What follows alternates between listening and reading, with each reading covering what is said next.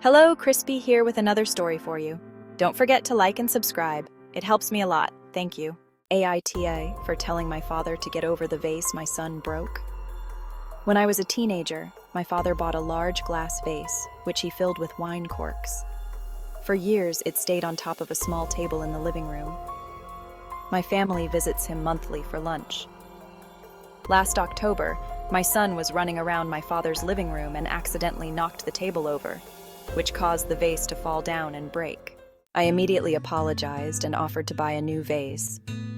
My husband and I also cleaned everything up. My father declined my offer to replace it.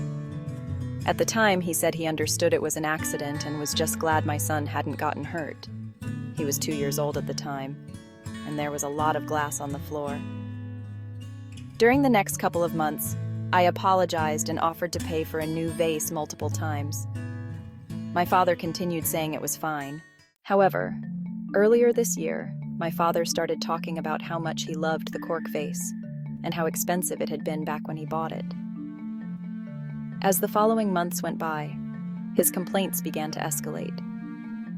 He'd make comments about the fact that my son broke the vase almost every time we came over. Occasionally, he'd also joke that we should plan our visits with longer notice so that he could hide his valuables from my kid. Last week, he threw a party at his place, which we attended. A friend of his, who hadn't visited in a while, noticed the vase was gone and asked about it, to which my father replied that my little shit had broken it and I hadn't replaced it. My husband was nearby and heard it. After the party, I confronted my father, and we fought.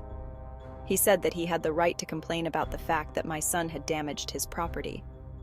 I told him that while he has the right to be upset, the fact that he declined my offer to buy him a new vase does not entitle him to complain about me not doing it. He can either retract his forgiveness and work something out with me, or get over the vase and stop blaming my toddler for the accident. I won't have him calling my son names over this.